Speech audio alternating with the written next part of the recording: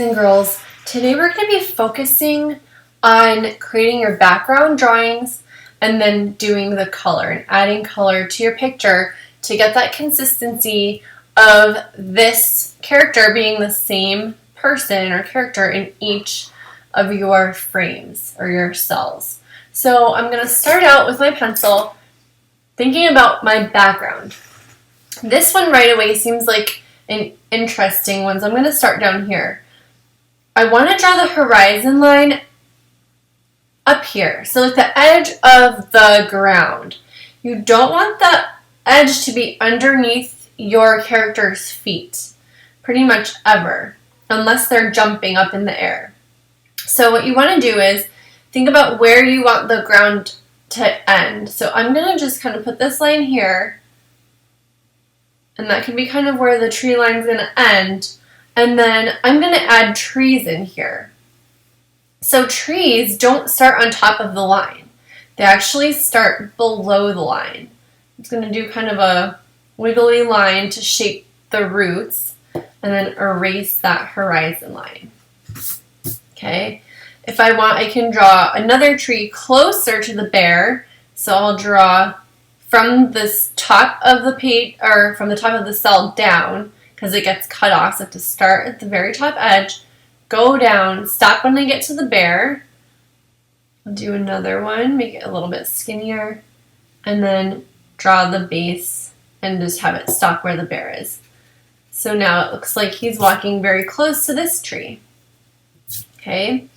I could add more in the background, so a little bit skinnier because they're further away. Actually, I want that one to come outward. So instead of going in, I'm going to go down like that. And each time I'm just erasing that little bit of background there.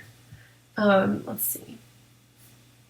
I think that's all I'm going to add for big trees. Maybe I could add a couple skinny trees back here. Even like a little bit here. So it almost looks like there's like a hill, an embankment, where the ground goes down over this side, okay? So I'm going to draw this really straight because you can't see the base of this tree. This tree gets cut off by this little hill. Maybe I'll add some branches.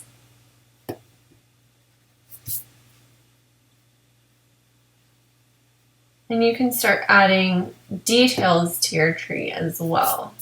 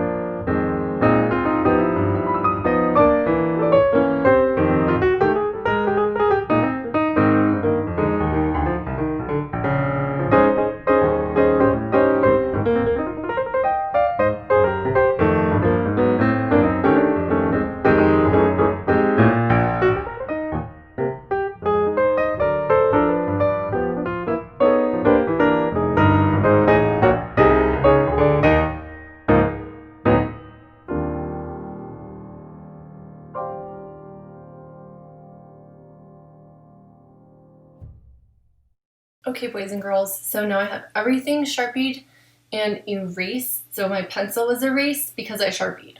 So if you have a skinny Sharpie, you want to use an ultra fine point Sharpie or a permanent marker. It's almost like a pen, okay? The other kind is like this. This is way too thick.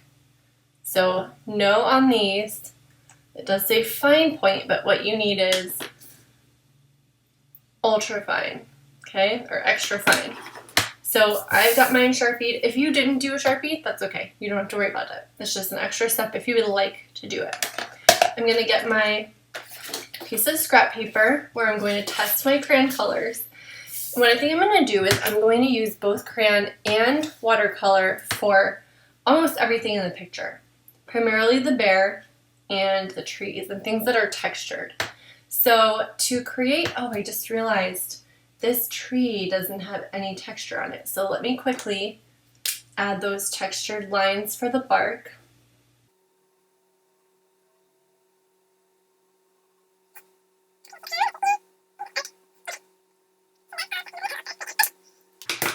Okay, so now everything's ready for crayon.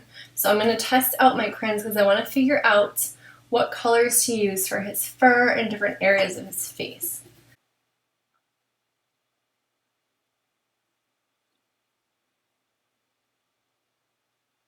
So I tried to add some dark areas and some light areas, just like the photographs that I looked at of the bear.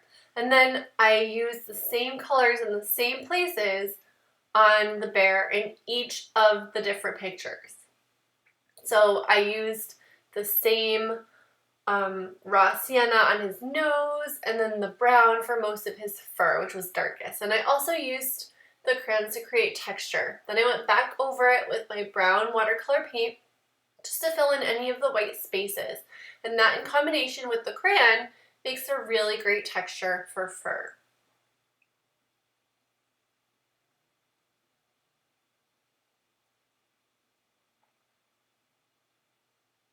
Now I'm going in and adding details with my Sharpie. You could use any kind of pencil or marker at this point to do the texture of the birch bark because I decided to make those birch trees. Now I've got some very, very light gray that I made with mostly water and a little dot of blue and a little dot of black to make some shadows in the snow. Now I'm adding details on my cave using both crayons and watercolor.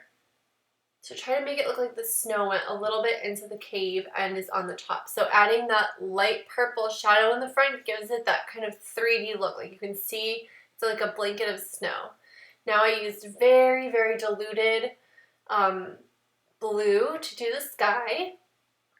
And then I did brown and black on my trees to make it a different brown from the bear's fur because when the bear is right next to the tree, it needs to look like a different object.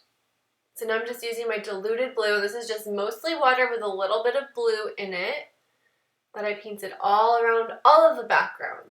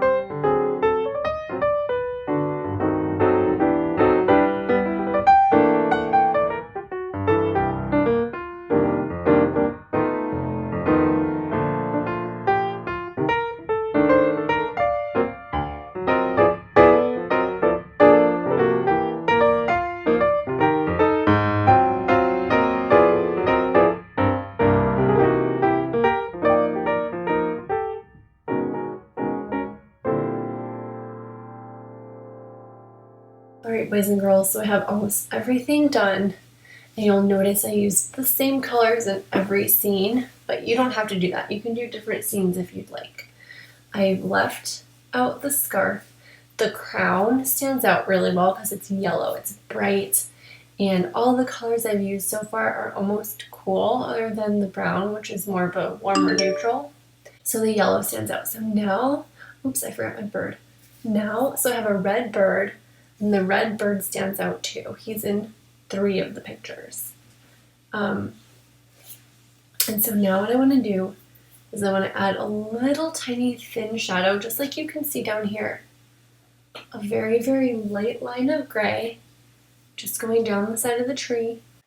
So now I'm using a very light shade of gray, almost not even noticeable, to add a little bit of shading on the left side of all of the white trees and in like the footprints and the areas at the bottom of the tree and the side of the snow that's on the branches to give them a little bit of a 3D effect. So here I'm just filling in some of the background, making it a little bit darker.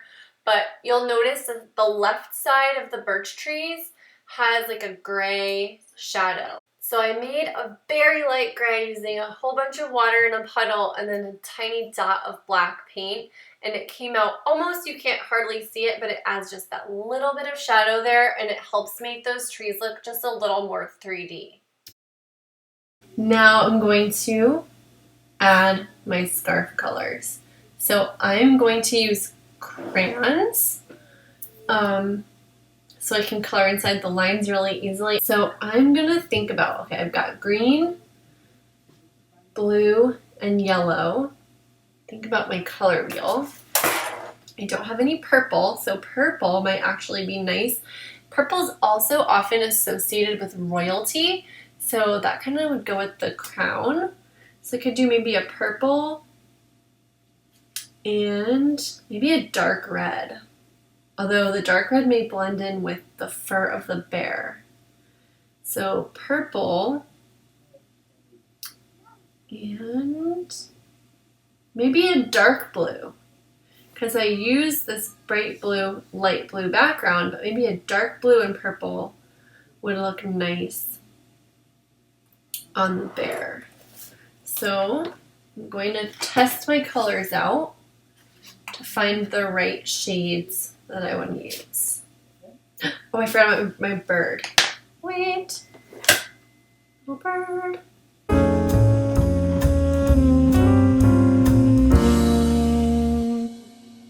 Okay. The bird is all set.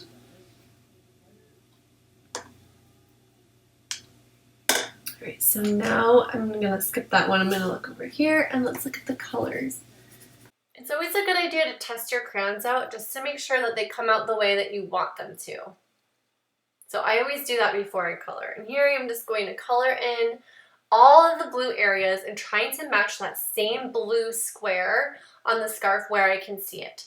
Then I go every other, and that way I know that it's going to be even. So I'm just skipping and leaving one white and then doing the next one blue. You can do your own accessories. They don't have to be a scarf. And if you do a scarf, it doesn't have to be the same kind of scarf that I did. It's totally your choice. But this is just something I did to make sure that the picture looked like the same scarf in every different angle. But I know that's a little over the top, so that's okay. So that's what I'm doing. I'm going in, coloring all the blue, then I went back and I colored in the purple after that. So that's it. So I've got some shading in the snow for some snow drifts, texture on my bark with pen and with paint. I've got some shaded effects on the crown, on the tree, where you can see that little line of very light gray, and around the bottom of the tree, next to the snow that's on the branch, in the footprints. And then I added some snow to the tree. So it's not super precise or anything, but you can kind of tell what it is. So this is my finished illustration.